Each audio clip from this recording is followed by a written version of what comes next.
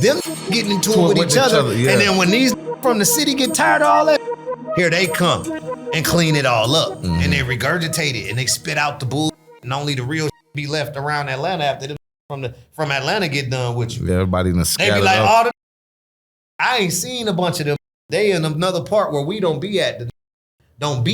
All I know from Atlanta, not my and they be having open carry. They got choppers on they got it in the bank. They got their gun in the bank and they will kill you, boy.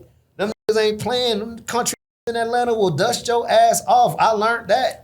I want to ask you something real quick. I lived there a long time. Before I forget, when y'all found out Terry was cutting the work, right? I don't know about Terry cutting the work. When you were stepping on the work. Now, I never heard about before? I don't know. I seen J-Bo. Okay, when J-Bo, I seen J-Bo. He the boss, right? He the junior boss. Talk to me about music. He the junior boss. Yeah, talk.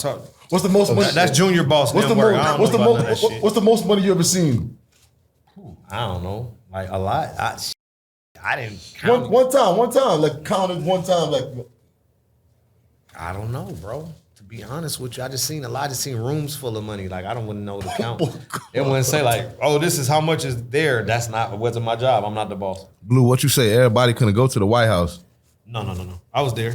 Yeah. I lived downstairs. I had a little AW 4416. Vlad till he went to the White House, nigga. Vlad was my man too. Then he let Salsa get on there and do that sucker shit, and then consult with me. He should have consulted with me before he allowed that sucker to do some sucker. I could at least said, yo, Vlad, before you let this sucker get on your, let me show you the paperwork that he trying to say. This is the paperwork. This is the person who said it. So it's crazy. He's a little demented. So before, I'm your man. I've been knowing Vlad since I was like 15 years old. Nigga, I've been knowing Vlad since from Brascast, my cousin. Before all this BMF and all that, I've been knowing Vlad since I was a kid. So then that nigga gonna try, after he let do that, he tried to reach out to me. Yo, you want to suck my fuck Vlad. Fucking culture, bro. You been vulturing my culture. Fuck you. I like y'all. These are Vlad's, we guys. Coming, boy. You guys want fucking Vlad? We coming. This is fucking Vlad right here. We coming, boy. God damn it. That's why I'm in this type. That's why I feel comfortable at. All that other shit make me feel. So you're not excited about BMF coming up, like your role coming up in the BMF? Yeah, I'm excited. I'm excited if they do it, if they get to it, because they gotta put you in it, man. Yeah, and see, that's what I was saying. Like when they called me on my Instagram, and they tried to say I was on a rant or whatever, and they got me on the Instagram, and they was like, it was somebody on my Instagram live asking me like, how do I feel about the BMF show? And this is like weeks before it even aired, right? Or maybe even months before it aired, okay? And they was asking me like, hey, what you think about the show? And I'm like, all right, first and foremost, I ain't got nothing to do with it. My name ain't on none of the paperwork. I ain't getting no check. I ain't getting shit. You know what I'm saying? So that's the first thing. Second thing is, I think that it's gonna be, this is what I said. I said, I think it's gonna be a good show because 50 Cent do good TV. He makes good TV. You know what I'm saying? So I said, you can see Power, it's a good show, blah, blah, blah. I talked about that. And then I said, everything gonna be straight as long as they don't take my character and do no, like take my character and make it do something that ain't me or something that I didn't do. Yeah, I heard like, you say and it that. didn't necessarily have to be telling. It could have been telling, could have made the character kiss a man. I don't give a what they make the character do. If it's something that ain't me, then I'm gonna have an issue with it. And that's what I was saying. And I was saying then that somebody was on there and they was like, they typed and it was like, well, the nigga kind of issue. And I'm like, what you mean? I don't know what kind of issue. I just start throwing out like, I might go to the set and bust. I don't know. We might start catching all the actors from the TV show at their parties and beating them up so they don't go do no more parties and they don't want to do. I don't know. I don't know what the I'm gonna do. Just do it and see. I don't know what the try. I told I was gonna drop fresh in January and I did. Play about none what I do, nigga. What I'm gonna say, cause I don't give a. It's whatever with me, cuz. Like, what a nigga gonna do? We always been the wildlings. Y'all ever watch Game of Thrones? Y'all seen the wildlings? Yeah, they kicked off. They needed. We was them. We might didn't sell all the dope. We didn't have all the riches. Nope. We was trying to do the music and that wasn't working right because everybody didn't understand how the music was supposed to go. Nope. But let me tell you one thing we did have, bro. We had unity, bro. We was brothers. If you go to your phone right now and you look up BMF in the club and you look at that group of people that's surrounding Meech, that's with Meech on them stages, and you watch all the videos, those are the people that I'm talking about. It's us, the Wildlings. It's us. That's Meech crew. All right? So I say J-Bo, too. J-Bo and D-Shot, right? And Tito and Throwback and Il Pesci. Can you and J-Bo be cool again? Baby Blue. Nah, why? For what? Why would be cool with Patch it up and I mean shit. Bygone. I ain't on that. Okay. I gotta learn how to forgive, put my life in harm's way like that. People was listening to that nigga for a minute, like he was somebody. So when you in your moment where people really like respecting your word and you somebody, and then you go do some shit like that, hold on, let me let you in on something, gang. J-Bo said that he learned that I was a rat, or he felt like I was a rat and he don't need no paperwork when we went back on that writ. We agreed to that, right? Mm-hmm. And the year was around 2010, right? Yeah. Well, I could show you in 2015, and my phone right here since we in person, where I did a party in Detroit with Dewey. Shout out to Dewey in Southwest Detroit. That's a nigga that asked me, yo, what's up with Blue, bro? He straight. Blue, man, that's my brother. That nigga ain't snitched on nobody, nigga straight. And then I did all them parties in Detroit because Dewey was the party dude to do the parties. And he wanted to make sure everything was straight before he started doing parties with me at the beginning. This is when I came home. But we did a party one time in Detroit. And what I did was I had just started this merchandising company called BMF Originals.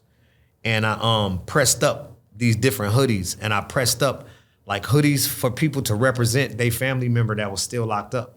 So I pressed up like some free Big Meech hoodies. I pressed up some free Il Pesci hoodies for his people that came from New York and shit. Mm-hmm. I pressed up the free J-Bo hoodies for his people and his play sister and his people that came, the new artists that they was with, and all of this shit, right? Everything was fine. His people came down and, you know, they represented J-Bo at the party and they all had their hoodies and put them on. It was like the little J-Bo section in the club. They knew that there was the that, right? Everything was fine. There was no Blue was a rat. I seen him and I'm the paperwork. It was none of that then, okay? Also, I'm trying to just go to these shirts. Also, I was in speed up to 2017. Like 2017 or 16, late 16, maybe beginning of 17 sometime. I was filming a mini movie called The Gray Area that I had produced in Atlanta. Okay, I was living here already, but I had went back to Atlanta. I was there for a few months and I was filming this movie. And while I'm filming the movie, I was at Club Medusa shooting a scene. And my man Montana, shout out Montana, my man Montana pulled up on me and he say, hey man, I got J-Bo on the phone. And I said, oh man, J Beezy, man, put J Beezy on the phone, man. I got on the phone with old J Beezy, man, and kicked some good game, man. I got on the phone with old J Beezy and kicked some good, man, for a good 10, 15 minutes. You know what I'm saying? And he was telling me how he was getting ready to come home in October of 18 and all of these great things. I asked him about Chatney, his daughter, and we just had a regular conversation. I told him to get my number from Dog. I told him I'm out here moving. I'm with the music and doing all that shit. When you get home, I already know what time it is. Woo, woo, woo. Everything's straight as far as I was concerned. Mm-hmm. He never said, you a rat, though. Or, hey, while you was on the other side of the room when we was in what? Never. Out of the first time when I was communicating with him around that party and had him on the phone with for that. Mm-hmm. Or no time that, damn, I can't find it. None of that time that I communicated with the nigga, it was an issue until now. This. So the to me is for clout. You feel me? And that's why I went so hard on a nigga like that. Cause I'm like, bro, me for clout? Like, come on, we supposed to be cool. Like that. We was the gang, the side that didn't do it. Look at the date. December 19, 2016. What do this shirt say? Free J-Bo. Y'all want to see it? Here it go. Everybody in TV land. These are shirts that I made from my company. BMF Originals, free Il Pesci, free J-Bo, free Big Meech, my boss, right? With the BMF CNI chart. So if this had such a problem with me, when I was pressing all this, why the f he sent his people to the party to wear my hoodies and shit? I was a rat and all this. I wasn't no rat. I didn't become no rat. My till it seen a way for him to get some run in the media. Cause he knew niggas was gonna pick it up and he gonna get on Vlad and run that. And it's something to talk about. I was the shiny piece to that BMF. So you bring my name up, you could get famous. But hold on, don't get famous like this, cuz, because you know me, cuz know me. He know my gangster. He know I ain't no pushover. like he know I ain't gonna lay down or no shit like that. I'm finna go and run with the best of them. What's happening? These niggas know this shit though, bro. These ain't people that don't know me, so that's how I know it's for clout, bro. Cause he know I probably really ain't gonna do nothing to him but punch on him when I see him. It ain't like I'm finna do nothing to him or nothing. Like, I know this daughter and shit. You know what I'm saying? She was a little bitty girl. You know what I'm saying? Like that. Like, but you don't go say no shit like that about no nigga, man. What the type you is? That show how much hate and envy a nigga got in their heart, bro. To do like that, bro. But hate and envy against you for what, though? You gotta ask him that. How the fuck you gonna ask me that? He the one that said that I'm a rat and I ain't never told on nobody. Why the fuck would he say it? He ain't got no paperwork to say it. His boss, Big Meech, ain't said it. Let me ask you a question. Saying it for? Let me ask you a question, right? You feel like a rat, it gotta be paperwork? You right, it's something there, because if a rat, somebody got convicted or something, nigga, and the information gonna be there, it's gonna be something there, yes. All right, asking the question. Or they ain't no rat. They could have told or did so or had a detective on the side that nobody ever knew about. So what you say? You can't run around and call him a rat if ain't nobody got convicted and the paperwork go back and that got in the car with the police and told them something and it never went on paper and they just was a rat like that. You will never know. So Probably because that you see all the time. So every inform, you feel like it's on paperwork? Yes. Okay. Every that informs that leads to an arrest, bro. Conviction. That leads that, yes, bro. So that seal file shit. It don't What's even that? gotta be sealed. What's that seal file like? That's just the government sealing some files so people can't know who told. Yeah. So people won't know who told, but you can go on Pacer So and see. Okay, so Big Meech assistant, the Tammy lady, right? Mm-hmm. You know her? Yeah, I know her. I know her real good. That was my That was your. bed. That was my bed. What I better year was- give you my bed. what Didn't year let was you this, breathe on. The last of my USB. That was the older female you was talking about? Yeah. That you say you ain't never bring her out? Tammy was my shorty, bro, in 03. Like if you go look at the Shit Ain't Safe No More mixtape cover that I did, I was sitting on a Kawasaki 900. She bought me that, Tammy. When she started working? 2000. As far as that paperwork, it's 2009. She started working. She did her first shit and knocked off a nigga named Terry White. And then 2010, she set up the wiretap for Dion Gatlin and the Suarez dude, the Mexican plug. Mm-hmm. Yeah, that's the third party cooperation right there.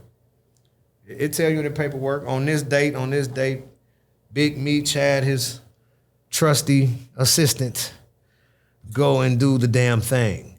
And I just believe that this is why ain't nobody, so look, all right, say this, right? Say Big Meech or didn't nobody with Blue. All right, let's just give it that. Let's put it there. That ain't it, but let's just put it there, right?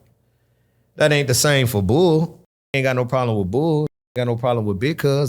Got no problem with Ill. No problem with J-Bo. Got no problem with none of these other. Ain't none of these involved with that they doing. Hello? None of these. Nobody. List running around. It's a list that they got, like a no-fly list that and people can't be around the production. It's a long list with all the names and shit that's supposed to be on it for years. Tonisa, her name, all these people that can't be around it. And it's for a reason, bro. The BMF? Any of it, period. That's why you don't see no whole bunch of actual BMF on set or promoting that or, you know what I'm saying? Like, you don't see no what real BMF. You got Lil Mimi, he was a baby when we was doing that. He's not a real BMF or nothing like that. Cause he got the little tattoo and then Meech is his dad, but nigga, just because Tom Brady got a son, he don't got the 6 rings or 8, 7, however many he got, nigga. That ain't it. You ain't do this, what he did. You, and you a great actor and do that. But the BMF ain't got nothing to do with that. How come it never came out? How come it's been under the reps and then all of a sudden now, Man, now that's when call you a snitch? No. Hold on. No. It ain't. Hold on. You gotta be. Let's be clear. Not when they call me a snitch because it called me a snitch. Oh wait, and we've been past that and cleaned that up. But I never heard about the meat until I heard you start talking about it. I never heard about it. Yeah, because the paperwork just dropped in 2015. That paperwork just dropped in 2015, and was still trying. I didn't just jump up. Hold on, gang. Look, I didn't just jump up yesterday and say, "Oh, Meech told." Nah, that ain't what happened. I didn't have that paperwork. I've been dealing with cuffing them family since 2015. Let me tell you something. When I first got the call, nigga, this is how I got the call. Uncle Meech a rat. Listen to this. This is how I got the call. Uncle Meech a rat. I can't believe it. He put my daddy in jail. Blah blah blah. I'm like, whoa. You can't be doing that. I said the same that I preached to y'all today. I told Cuff daughter Tamara, baby, you gotta have some paperwork before you be calling me and saying some shit like that about it, period. That's what I told her. She'll tell you. She'll get on this, call her ass phone. She'll say, yep, Blue wasn't hearing that shit. Mm-hmm. When she called me, I ain't just called Meech no rat. Don't do that. We ain't even do that. So it's 2015, I get the paperwork, and I'm feeling like that. I'm like, nah, f this. What the f? Hold on. I'm reading this shit, and how it's reading it looked like the is smashing Meech. That's how it read, because a third party. It's not him doing it. It's her doing it. It's just her saying, he's got me going to do all of these things, police officers. And the police officer give her the hot phone to go hook it up and go bam the situation. But it's not Meech going to the police saying, let's do this, right? That's not what it was. It was her going after Meech gave her the instructions of what to do. Oh man, it's still like the same. That's like okay, but okay. I'm just saying if you give it me for years, I'm still giving it. Meech ain't know she was with the boys. Oh, we don't know that. I mean, that's a good. Because that's how the way you just described it. That's how you made it sound. That's how the like Meech ain't. Yeah, that's like Meech ain't know. Meech just telling her go bust a couple plays. Right. This hot. He don't know she hot. Yeah. But then why the f is she on the red carpet then right now to this day? That's not. What the fuck? I got business with her. I'm talking about. I got business with her. I got hard business with her, bro. I'm locked up right now. I don't even got time for right there. I'm already doing 30 years. I ain't got time for you that. You gotta let a street answer that question. So check this out. You're a businessman. You can't answer that question. What? Answer what? That because a normal wouldn't answer that question the same way. Nah, I'm answering. So you mean to tell me that you tell this lady to go bust a drug play for you, she hooked the whole federal government up to it and then knock you off and knock them people off and then you still got her on the red carpet and she's your best friend and y'all doing interviews together? No, and she with your baby mama coming to the event? Out of here, bro. Stop trying to make excuses. At some point, I know, bro. I know it hurted me too for years, bro. It hurt me too. It hurts me to this day, but that bro. don't sound like. But I mean, okay, now. Oh, so that's what you. Oh, so because of that is what. No. So I'm saying. So right, let me say why would you even bring that part up then? Because that's how the paperwork reads. If I'm talking about the red carpet part. Oh, what? Oh, basically you saying rocking with it because she's still on the red carpet. No, I knew he did it from the beginning. I know. I'm in the situation. But you just said a while ago that when you first seen, you told a little when she called you, you said, "Hey, don't call me with talking about Uncle Snitch." You just said that a while ago. Right, I did. That's when Tamara called me until she sent me the paperwork. I said, "You got to have some paperwork before you say something like that," because she just called me and said this out of her mouth. Okay, and then when she said that, I probably had been on the phone with Meech like a month before that. So the way you read it, hold on, you tripping? Hold on. So when I get the paperwork, hold on. So the way you read it, hold on. So when I get the paperwork, I start going through it. So when I go through the paperwork, it reads like confusing because it reads like she's doing it all, and he just told her to go do something, and she wouldn't everything. That's what it looks like on paper, until you get to the part where it says Tammy Cowens became an informant in 2009, in which her controlling officer was Special Agent Jack Harvey, and Special Agent Jack Harvey is Meech's controlling officer, the one that locked us all up.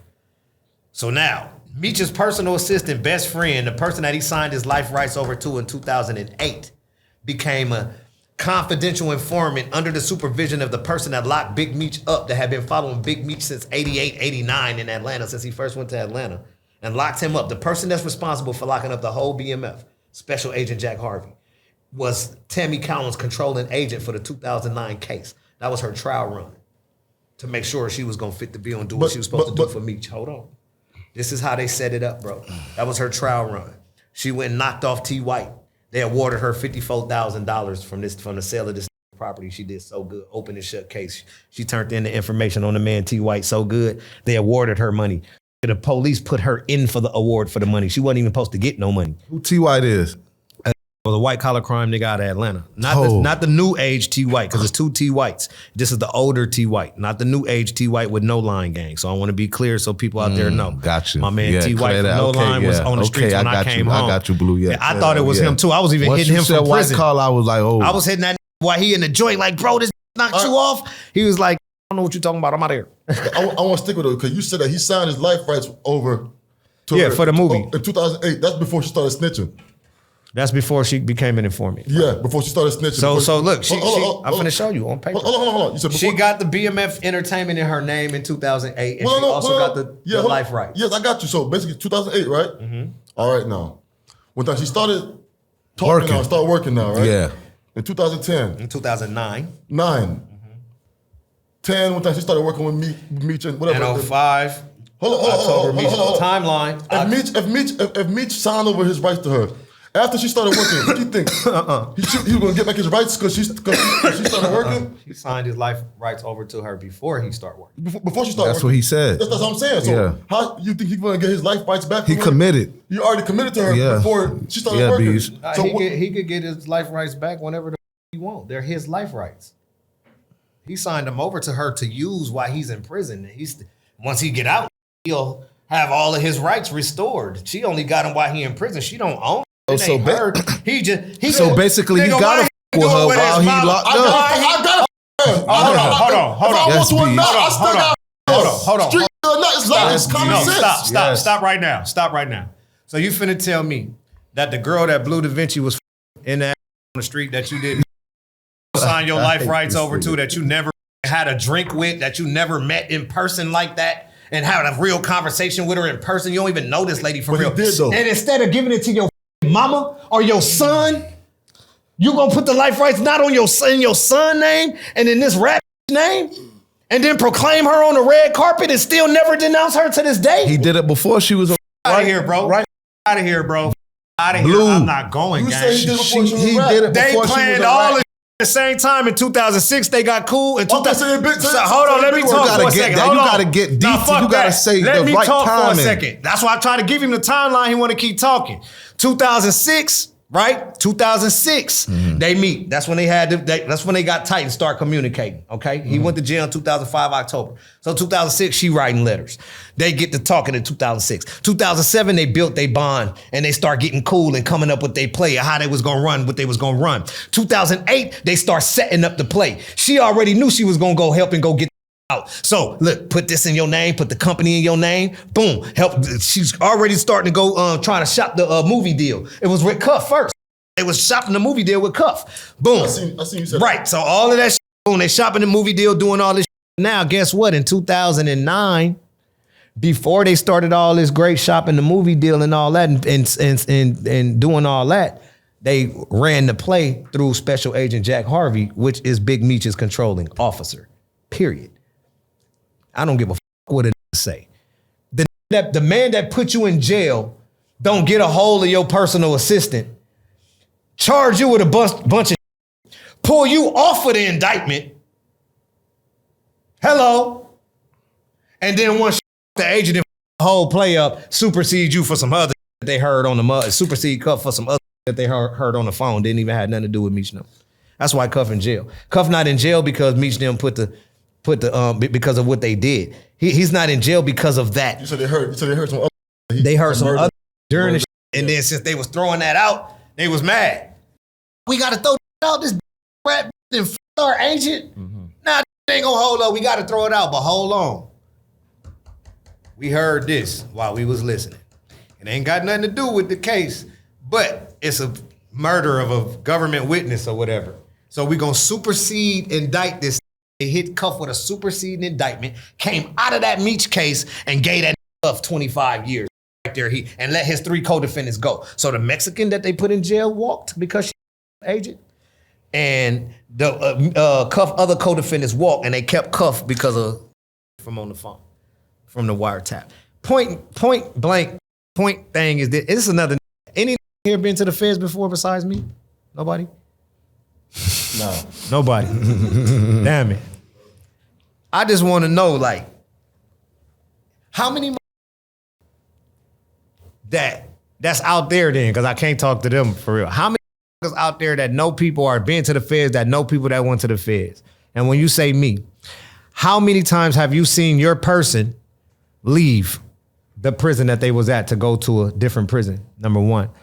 And why is the question, okay? I didn't see that a lot.